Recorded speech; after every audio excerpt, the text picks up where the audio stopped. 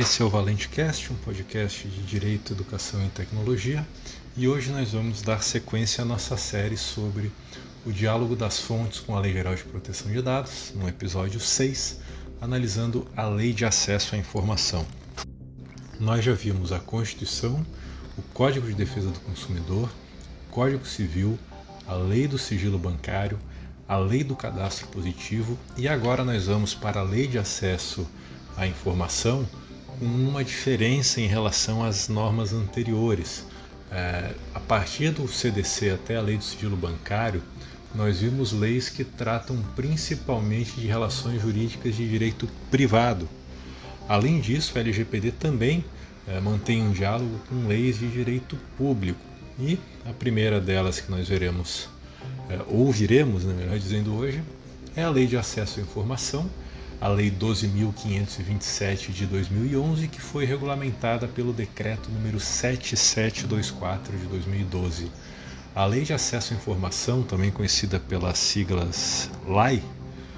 foi editada com o objetivo principal de permitir a publicidade, a abertura e um acesso amplo de dados e de informações da administração pública para toda a sociedade, com fundamento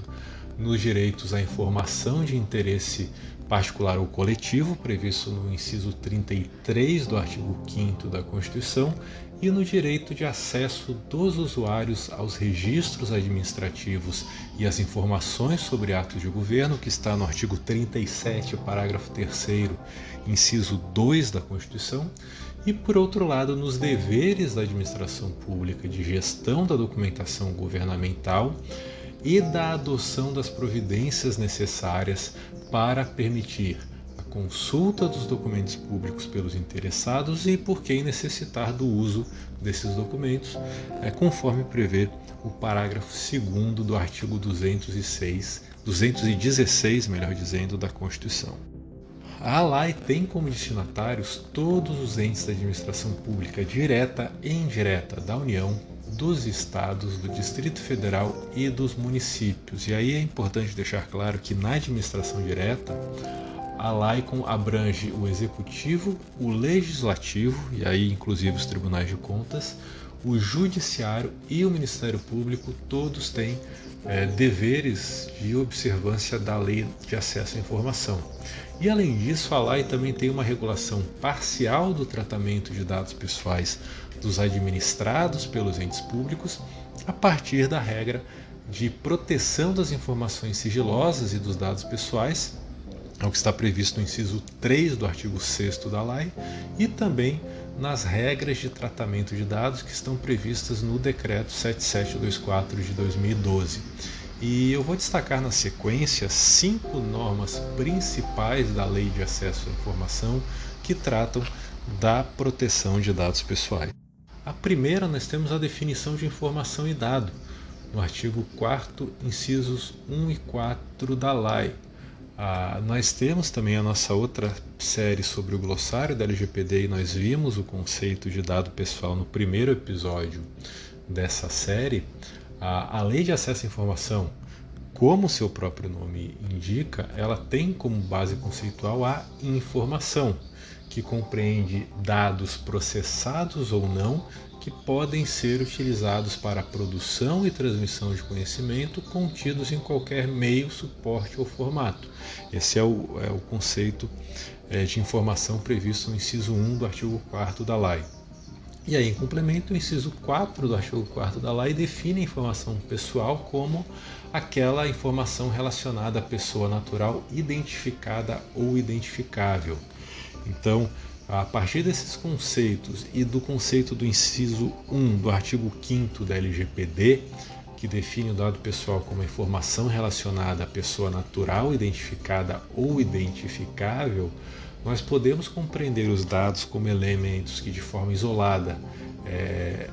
em regra, não possuem um sentido compreensível, enquanto a informação é a ordenação dos dados para produzir e transmitir conhecimento. Então, as informações são obtidas a partir dos dados, inclusive na sua relação a uma pessoa e não o contrário, né? Não se extraem dados de informações, mas se extrai informações a partir de dados. Em segundo lugar, a lei também tem a definição do tratamento, que está no artigo 4º, inciso 5. O tratamento é definido de uma forma ampla como o conjunto de ações referentes à produção, recepção, classificação, utilização, acesso, reprodução, transporte, transmissão, distribuição, arquivamento, armazenamento, eliminação, avaliação, destinação ou controle da informação. Nós temos um conceito semelhante a esse no artigo 5º, inciso 10 da LGPD, que também nós já vimos no 10º episódio do nosso glossário da LGPD. E a LGPD ainda deixa mais claro que as atividades de tratamentos integram um rol exemplificativo e qualquer operação realizada com os dados pessoais, qualquer tipo de processamento de dados, se submete às normas da LGPD e, se for o caso, também da Lei de Acesso à Informação. Em terceiro lugar, o acesso restrito aos dados pessoais, a regra do artigo 31, parágrafo 1º, inciso 1 da Lei de Acesso à Informação. Os dados e informações pessoais relativos à intimidade, à vida privada, à honra e à imagem dos seus titulares devem ser classificados pela administração pública como sendo de acesso restrito, e aí independentemente de classificação de sigilo, e o acesso a esses dados é permitido aos próprios titulares e aos agentes públicos legalmente autorizados pelo prazo máximo de 100 anos a partir da sua produção. Então, qualquer dado ou informação relacionada à vida privada, intimidade, honra e imagem dos administrados são de acesso restrito e esse acesso restrito deve ser mantido pelo prazo máximo de 100 anos a partir da produção do dado. O acesso à informação pública é a regra da Lei de Acesso à Informação, como o próprio nome indica, mas ao regular o acesso à informação, ela também protege dados e informações pessoais armazenados em bancos de dados de entes públicos. E aí nós temos no decreto regulamentador da lei também as regras sobre a legitimidade para pedir o acesso a determinados dados. Quarto lugar, divulgação dos dados a terceiros, artigo 31, parágrafo 1º, inciso 2 da lei. De forma excepcional, esse dispositivo autoriza a divulgação de dados pessoais a terceiros em duas situações. Primeiro, quando houver o consentimento do titular, e segundo, quando existir previsão legal expressa da divulgação desses dados, e aí, é claro, isso independe do consentimento, e nós temos 5 hipóteses previstas nos incisos do parágrafo 3º do artigo 31 da lei, que são a prevenção e diagnóstico médico, a realização de estatísticas e pesquisas científicas de interesse evidente público ou geral, aí no caso de pesquisa ou estatística deve haver previamente a anonimização dos dados, o cumprimento de ordem judicial, a defesa de direitos humanos ou a proteção do interesse público e geral preponderante. Então, ainda que não haja o consentimento do titular dos dados,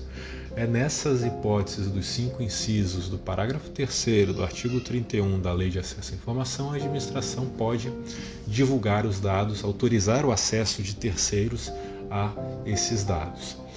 E o acesso aos dados pessoais por terceiro, ou seja, por alguém que não seja o próprio titular dos dados ou um agente público no desempenho da sua atividade e justificando o acesso a esse tipo de dado, um terceiro deve, para ter acesso, primeiro deve observar uma das hipóteses legais e segundo, ele deve assinar um termo de responsabilidade que deve conter a finalidade e a destinação que motivam a sua autorização, além das obrigações do terceiro requerente, de acordo com o artigo 61 do Decreto 7724 de 2012. E em quinto e último lugar, nós temos a responsabilização pelo uso indevido de dados pessoais e sigilosos, que é o que está previsto no artigo 31, parágrafo 2º da Lei de Acesso à Informação. Esses terceiros que tiverem acesso aos dados, de forma geral, não só terceiros, mas qualquer pessoa, inclusive agentes públicos, tiverem acesso a dados pessoais e sigilosos e fizerem uso indevido deles, serão responsabilizados. E essa responsabilidade é objetiva, porque decorre, né, diretamente de um uso indevido dos dados pessoais. Não há necessidade de prova de culpa ou dolo, porque a mera utilização indevida com a finalidade inadequada já gera a responsabilidade de quem fez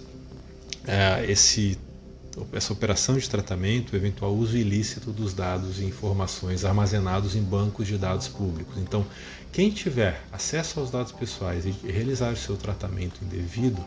tem responsabilidade objetiva que não depende de culpa ou dolo. A LGPD, no artigo 42, melhor dizendo, também define a responsabilidade objetiva pelo tratamento inadequado dos dados, ou seja, uma responsabilidade por ato ilícito, e também pelos danos causados ao titular, com hipóteses de excludente de responsabilidade no artigo 43 da LGPD.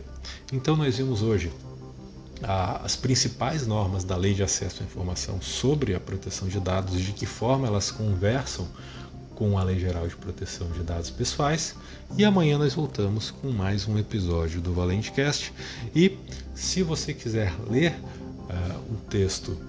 em que se baseou esse episódio, também você pode encontrar no site oscarvalentecardoso.com/blog. Até mais.